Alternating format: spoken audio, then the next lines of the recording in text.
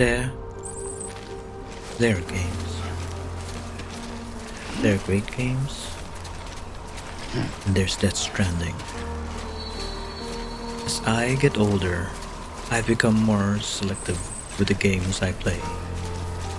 I search for either the warm comfort of nostalgia or something entirely new. Something that dares to be different. Something that challenges the very idea of what the game can be.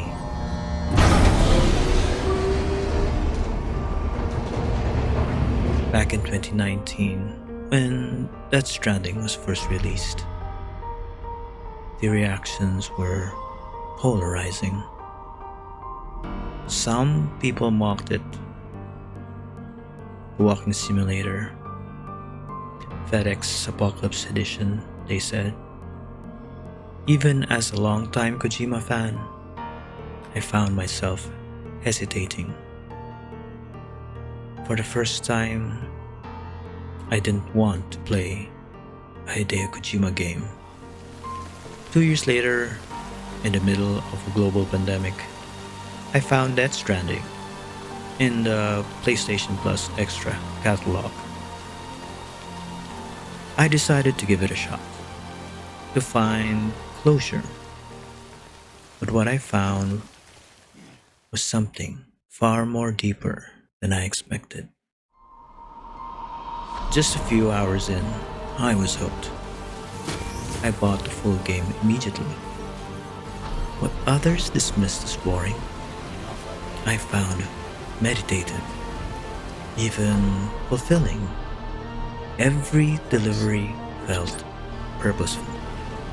Every trek across the rugged terrain, therapeutic. For the first time in years, I didn't rush to finish a game. I took my time. I let the world breathe. I let it speak to me.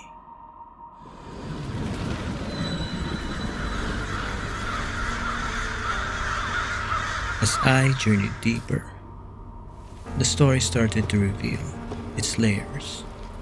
Not just a post-apocalyptic narrative of reconnecting a shattered America, but something far more personal.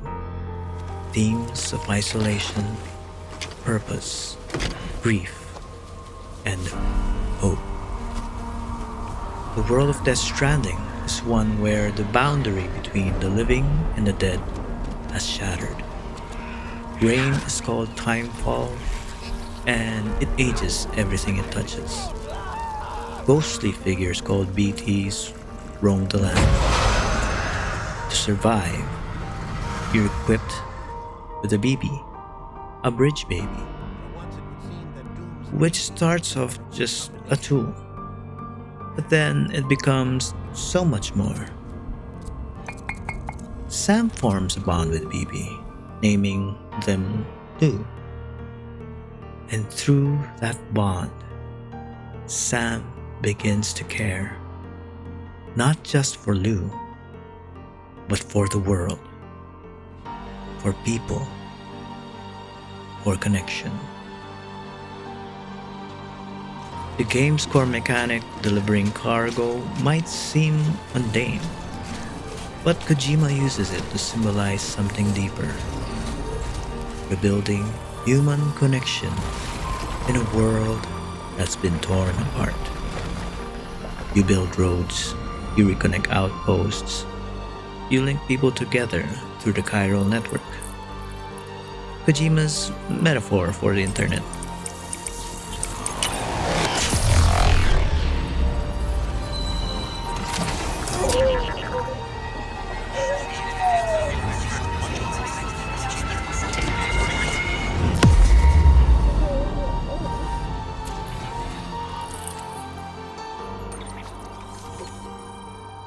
The game dares to ask, is reconnecting humanity always a good thing? Chiralium, the material that powers this network, comes from the beach, a liminal space between life and death. By linking everything together, Are we really healing or opening the door to something worse? Amelie, the woman we were trying to save, reveals she's actually an extinction entity. What I am is an extinction entity. Destined to end all things.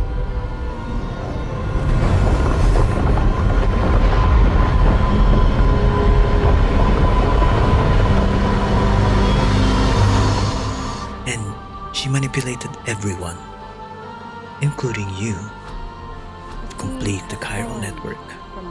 Because in doing so, she gains the power to execute the last Stranding. This is where the game hit me.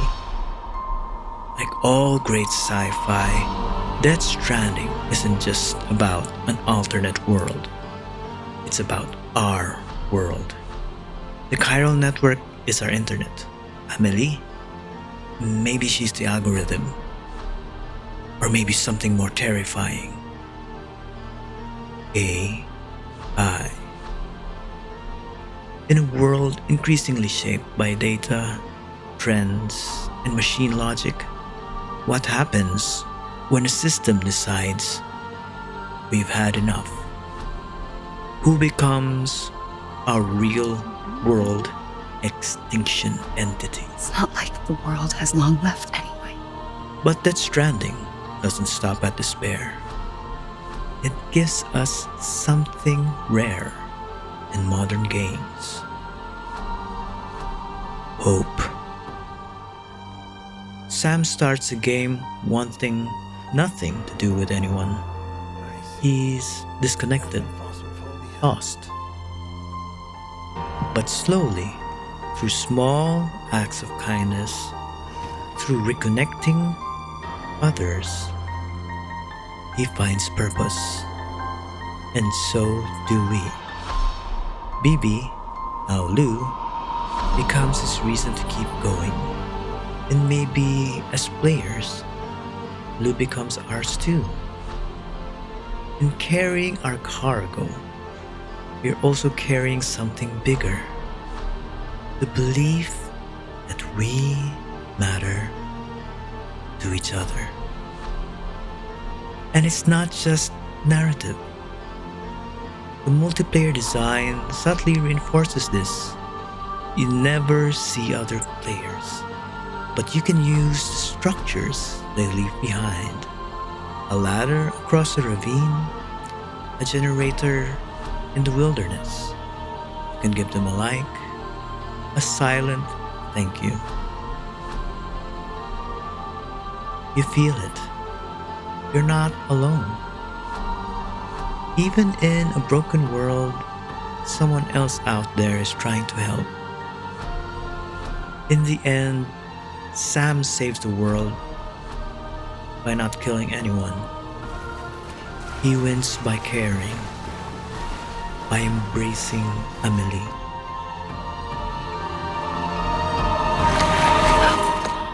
I'm here for you.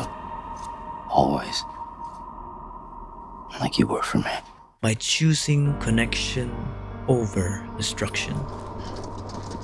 And maybe that's the most radical message a game could offer us today.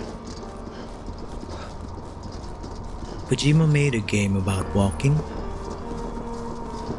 and turned it into a meditation on life, loss, and the need to keep moving forward. As I finished that Stranding, I realized this wasn't just a game. This was a mirror.